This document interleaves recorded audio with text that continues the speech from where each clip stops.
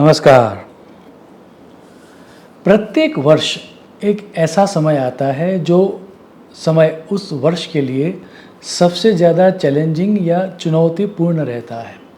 अगर हम 2023 की बात करें तो 23 अगस्त से लेकर 4 सितंबर तक का जो समय है वो 13 दिन जो है वह 13 दिन पूरे विश्व के लिए चुनौतीपूर्ण रहने वाले हैं।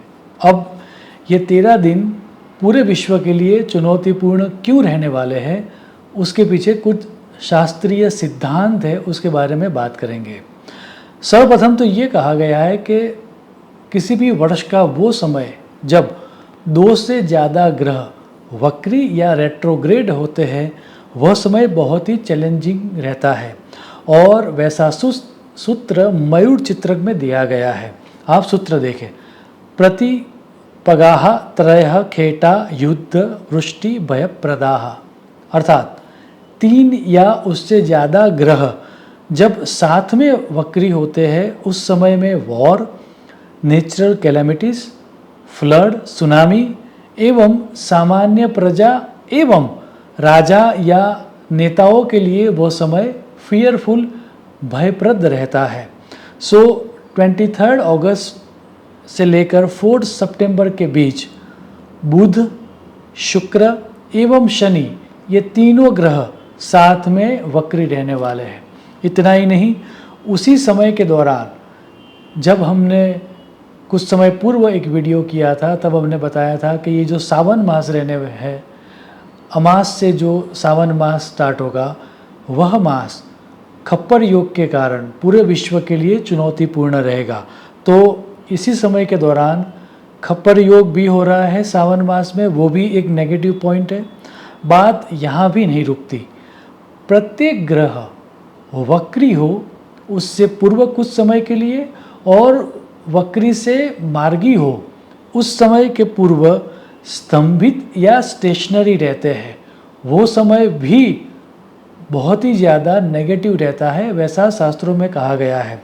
जो सबसे ज़्यादा शुभ ग्रह माना गया है वैसा गुरु ग्रह भी 4 सितंबर 2023 से वक्री होने जा रहा है और शास्त्रीय सिद्धांत की गणना के अनुसार उसके 5 दिन पूर्व वह स्टेशनरी रहेगा, स्तंभित रहेगा। तो वो जो समय है वो समय के दौरान भी गुरु ग्रह अपना शुभ फल न देते हुए अशुभ फल देगा। इतना ही नहीं, जब आने वाले 15 दिन कैसे रहेंगे वो जानने की बात आती है, तब शास्त्रीय गणना के आधार पर एक पक्ष की कुंडली निकाली जाती है और पक्ष की कुंडली का मतलब ये है अमावस्या की कुंडली निकालो और पूर्णिमा की कुंडली निकालो। उसकी गिनती करने से ये स्पष्ट हो जाता है कि ये 15 दिन आने वाले कैसे रहेंगे। तो अगर हम पाक्षिक कुंडली का भी अभ्यास करें तो श्रावण सुद पूर्णिमा जो है वह 31 अगस्त को आ रही है और अगर हम उस पक्ष की कुंडली को देखें, उस समय की कुंडली को देखें तो भारतीय समय के अनुसार इस तरह की कुंडली आ रही है। सिंह लग्न है, सूर्य स्वगृही एवं स्वगृही वक्री शनि एक दूसरे से प्रतियुति या ऑपोजिशन में है। अब संहिता विचार टीका में ऐसा स्पष्ट कहा गया है कि अगर इस तरह के ग्रह योग हो, सूर्य शनि की प्रतियुति हो, 3 ग्रह साथ में वक्री हो और किसी शुभ ग्रह का स्तंभित होना हो, तो उस समय के दौरान किसी बड़े नेता, राजा या आधुनिक समय की बात करें तो प्राइम मिनिस्टर या प्रेसिडेंट के लिए या फिर कैबिनेट मिनिस्टर के लिए मृत्युदायक रहता है। उसमें भी उनके ही सेनापति या गार्ड के द्वारा उन पर अटैक होता है। आप संहिता विचार टीका का सूत्र देखें, राजा सेनापतिना प्रहारितः स्यात्। कैबिनेट मिनिस्टर्स, प्राइम मिनिस्टर और प्रेसिडेंट या उस राज्य के चीफ मिनिस्टर्स की हत्या के प्रबल योग क्रिएट होते हैं, उन पर अटैक होता है और उनके ही बॉडीगार्ड या ट्रस्टेड एजेंसीज के द्वारा यह अटैक होता है, ऐसा यह सूत्र कहता है। अब गौतम मुनि ने तो इसमें भी ज़्यादा रिसर्च करके ये कहा, क्योंकि जब सावन मास स्टार्ट हो रहा है उसके प्रथम दिन चंद्र दर्शन हो रहा है, तो यह ग्रह योग एवं यह चंद्र दर्शन सावन मास के प्रथम दिन होने के कारण water related calamities, fire hazards, प्रजा का नाश एवं राजा की मृत्यु के कारण, दैट मीन्स आधुनिक भाषा में बात करें तो किसी बड़े नेता की या चीफ मिनिस्टर या प्राइम मिनिस्टर की मृत्यु के कारण कुछ राज्यों में या कुछ देशों में गवर्नमेंट चेंज भी होती है, छत्रभंग होता है।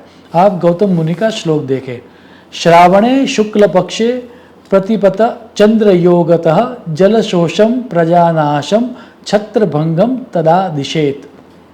प्रत्येक देश के ईस्टर्न पार्ट में, दैट मीन्स पूर्व भाग में यह चैलेंजेस आती है, ऐसा स्पष्ट कहा गया है शास्त्रों में। अगर हम भारत देश की बात करें तो बिहार, झारखंड, उड़ीसा, वेस्ट बंगाल एवं अंडमान निकोबार के आइलैंड में फायर हेजर्ड्स, वन्य प्राणियों को दिक्कत, वाटर कैलेमिटीज एवं कम्युनल राइट्स से काफ़ी लोगों को नुकसान हो, उस तरह के ग्रह योग बन रहे हैं। इस समय के दौरान इस राज्यों के चीफ मिनिस्टर्स, कैबिनेट मिनिस्टर्स की जान को भी खतरा है, ऐसा सूत्र में स्पष्ट कहा गया है। सो ओवरऑल इन 13 चुनौतीपूर्ण समय में ईस्टर्न पार्ट में और आपके देश के जो ईस्टर्न पार्ट ऑफ कंट्री है वहाँ पर किसी बड़े राजनीतिक नेता की हत्या हो, उस तरह के योग है।